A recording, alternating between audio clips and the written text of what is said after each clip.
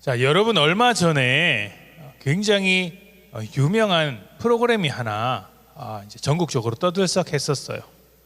요리사들이 막 나와서 대결하는 프로그램이었는데 무슨 프로그램인지 알고 있어요?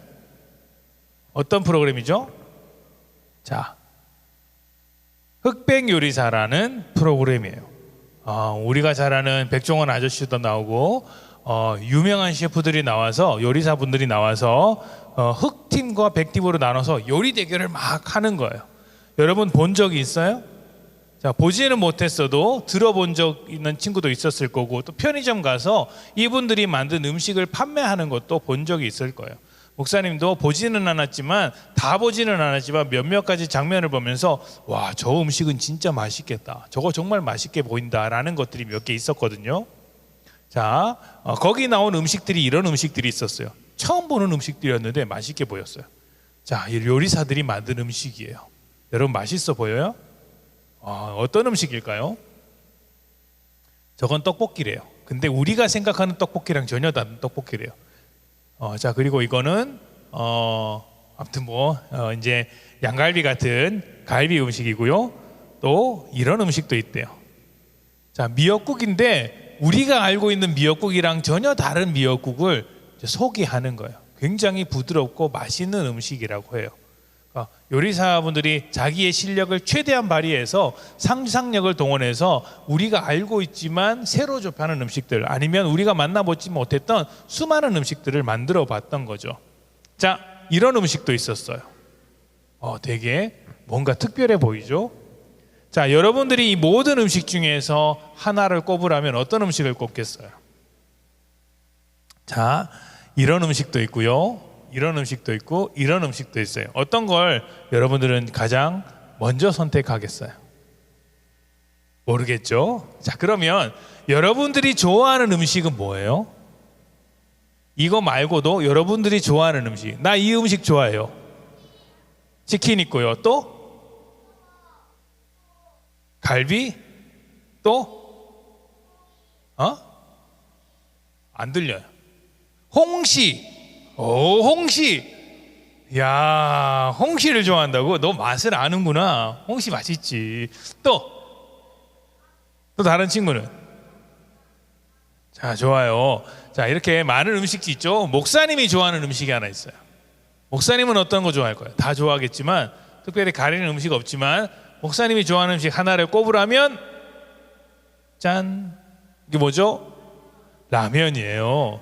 자, 목사님은 라면을 정말 좋아해요. 자, 여러분 라면을 맛있게 끓이는 법을 알고 있어요?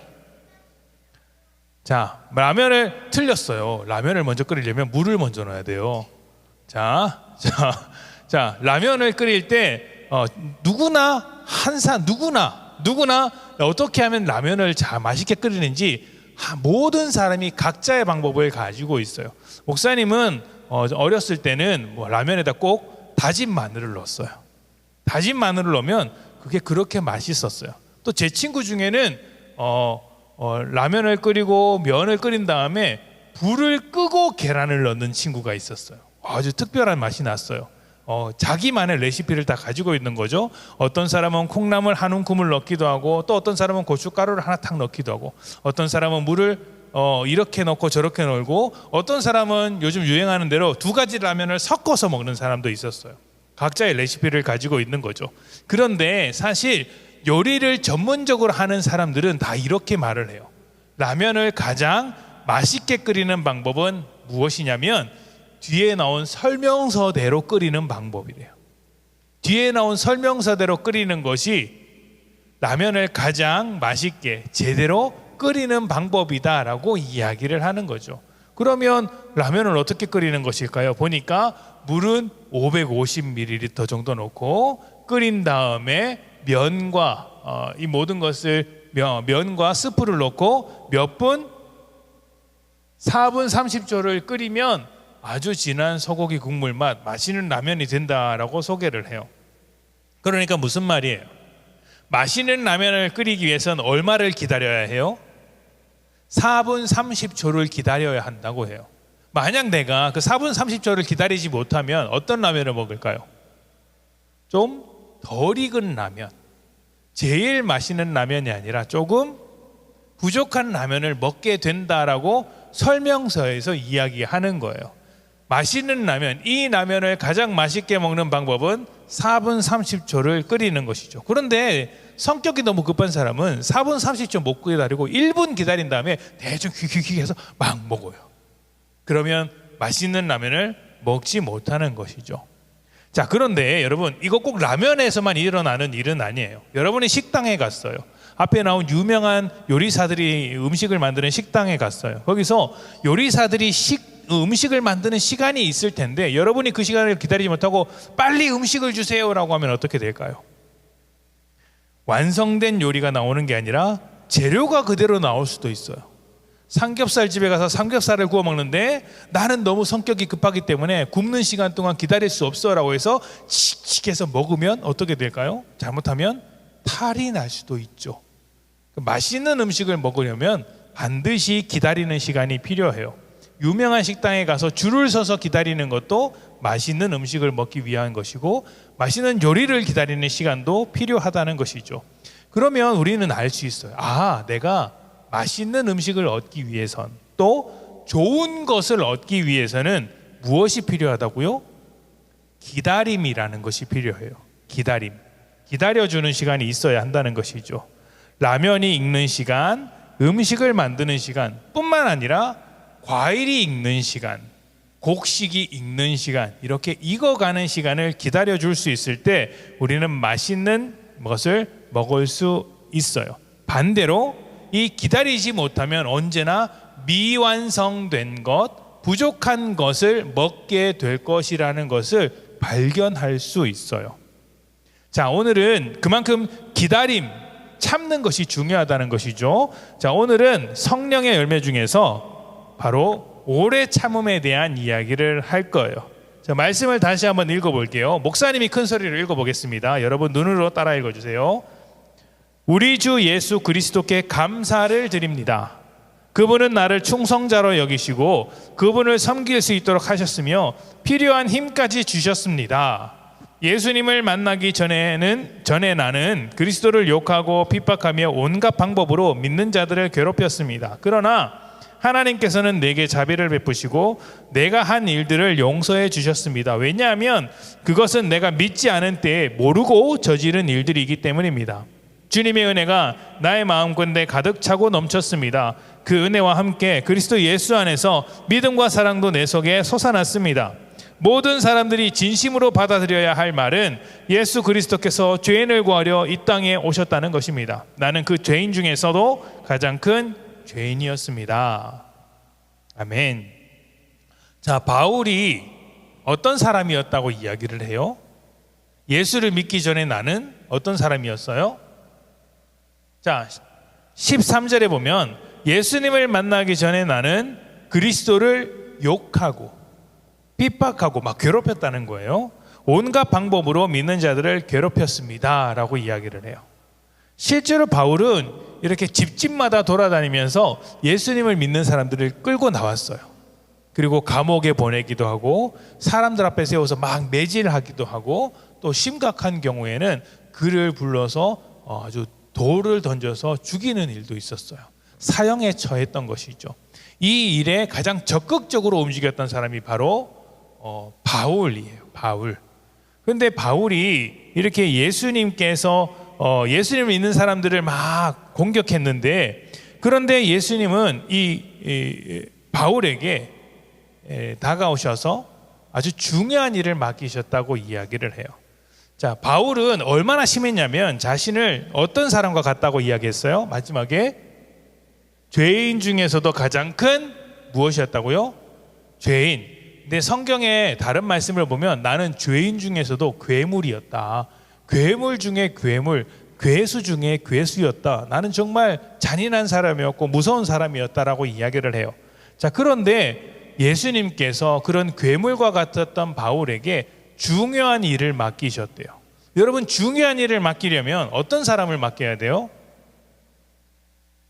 잘 믿는 사람, 예수님을 잘 따르는 사람에게 맡겨야 되겠죠.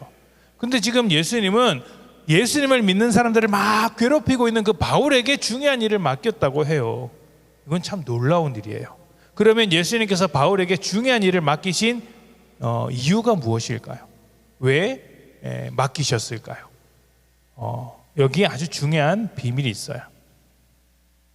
자, 우리 16절인데요. 우리 다 같이 읽어보겠습니다. 자, 시작.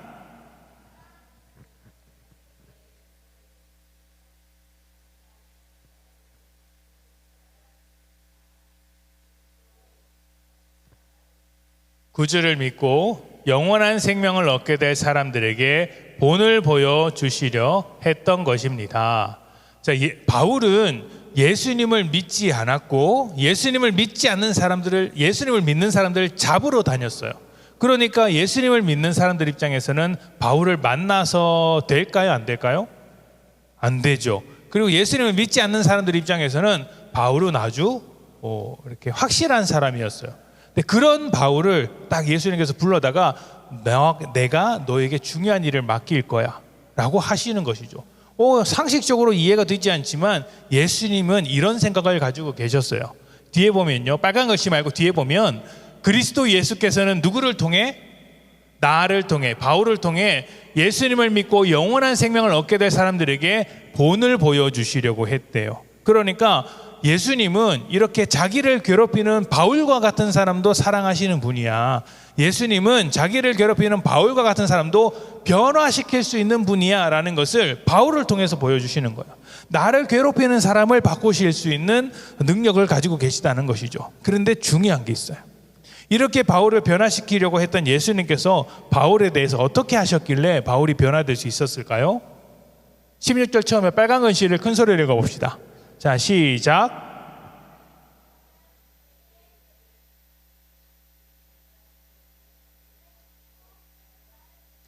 이 못난 죄인을 어떻게 하셨다고요?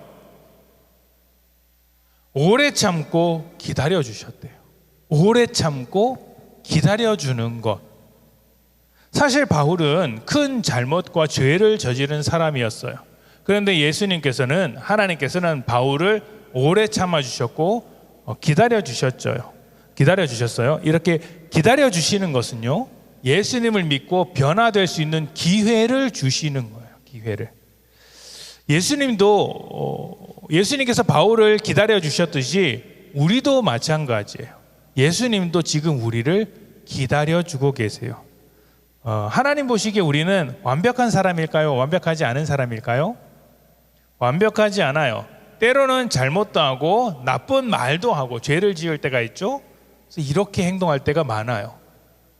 막 친구들과 다투기도 하고 싸우기도 하고 동생이나 괴롭히기도 하고 그렇게 하는 거예요. 세상에서 이렇게 어른들이 나쁜 일 하는 만큼 사실 우리도 우리끼리 있으면 이렇게 나쁜 일을 할 때가 많이 있죠. 만약 우리가 잘못했을 때, 이렇게 수많은 잘못을 했을 때 하나님께서 기다려주지 않으시면 어떻게 될까요? 우리는 벌을 받아야 돼요. 하나님께 벌을 받고 다 지옥으로 가는 것 같은 그런 삶을 살게 되겠죠. 그런데 하나님은 너희가 잘못한 거 알아. 그러나 나는 너희를 기다려 줄 거야. 내가 계속해서 예수 믿으라고 이야기해 줄 거야. 끝까지 너희가 돌아올 수 있는 기회를 줄 거야 라고 말씀해 주시는 거야. 그게 무엇이냐면 오래 참는 거예요. 하나님은 우리가 변화되기를 원하시며 오래 참으세요. 우리가 하나님의 뜻대로 살아갈 수 있도록 우리를 믿고 기다려 주시는 거예요. 우리가 예수님을 믿지만 그만큼 예수님도, 하나님도 우리를 믿으면서 기다려 주시는 것이죠. 우리가 예수님을 믿는 하나님의 자녀가 된 것도 하나님께서 우리를 오래 참아 주셨기 때문이에요. 하나님께서 오래 참으시는 것은 바로 이런 것처럼 기회를 주시려고 참으시는 거예요. 여러분이 혹시 잘못했을 때 엄마가 빨리 해, 안 해? 하나, 둘 이렇게 하는 거 들어봤어요? 놀라운 사실은 절대로 셋이 안 나온다는 거야. 어떻게 해요? 하나, 둘 이렇게 하죠. 안 해! 이런데 끝까지 3이 안 나와요. 왜 안 나올까요? 기회를 주는 거예요. 셋이 나오면 진짜 끝나거든요. 셋이 나오면 진짜 크게 혼나야 되거든요. 셋이 나오면 쫓겨나가든지 혼나든지 모든 것이 끝나기 때문에 하나, 둘, 둘의 반, 둘의 반의 반 이렇게 하시는 이유가 뭐예요? 너 빨리 정신 차려. 너 잘해야 돼. 너 거기서 그만해. 너 이거 이제 이닥 걸어가, 씻으러 가. 계속 기회를 주는 거예요. 하나님도 그렇게 하고 계신 거예요. 하나, 둘, 안 해? 둘의 반의 반. 왜 자꾸 이렇게 하시냐면 셋을 말하면 끝나는 걸 알기 때문에 기다려 주시는 거예요. 그걸 하나님의 오래 참음이라고 이야기를 해요. 지금도 하나님은 우리를 오래 참고 계시는 거예요. 나는 너희가 변화되어야 한다고 생각해. 너희가 회개해야 된다고 생각해. 예수님을 믿어야 한다고 생각해. 그렇기 때문에 너희가 변화될 것을 믿고 나 끝까지 기다려줄 거야. 너희를 가르칠 거야. 너희를 새롭게 할 거야. 은혜를 줄 거야 라고 하시면서 계속 기다려주시는 거예요. 맛있는 음식을 먹기 위해서는 참고 기다려야 하는 시간이 필요하죠. 맛있는 라면을 먹기 위해서도 참고 기다리는 시간이 반드시 필요해요. 그런 것처럼 하나님께서 우리를 참고 기다려주고 계세요. 우리가 예수님을 믿을 때까지, 우리가 예수님을 믿고 잘 성장할 때까지 기다려주시는 것이죠. 이것이 하나님의 오래 참음이에요. 자, 그렇다면 그런 하나님의 오래 참음이 괴물과 같은 바울을 변화시킬 수 있었다면 우리도 어떻게 되겠어요? 지금보다 더 멋진 사람으로 변화될 수 있어요. 우리는 지금 예수님이라는 나무에 달린 가지지만 어떤 가지는 조금 덜 자랐고 어떤 가지는 자라다 만 가지도 있을 거예요. 그래도 예수님은 끝까지 붙잡고 내가 너희가 온전한 가지가 될 수 있도록 기다려 줄 거야 말씀하고 계세요. 그리고 중요한 것은 이것은 성령의 열매잖아요. 가지, 우리가 맺는 열매이기도 해요. 하나님께서 우리를 오래 참아 주셨듯이 우리도 누군가를 오래 참아줄 수 있다면 그 사람도 변화될 수 있을 것이라는 믿음이 있었으면 좋겠어요. 그것이 우리가 가져야 할 성령의 열매예요. 오래 참음이라는 성령의 열매를 우리가 먼저 받았으니까, 하나님께서 우리를 오래 참아주셨으니까 여러분들도 누군가를 오래 참아줌으로써 새로운 사람으로 변화시킬 수 있는 귀하고 복된 여러분 되시기를 축복합니다. 아멘. 우리 함께 기도하겠습니다.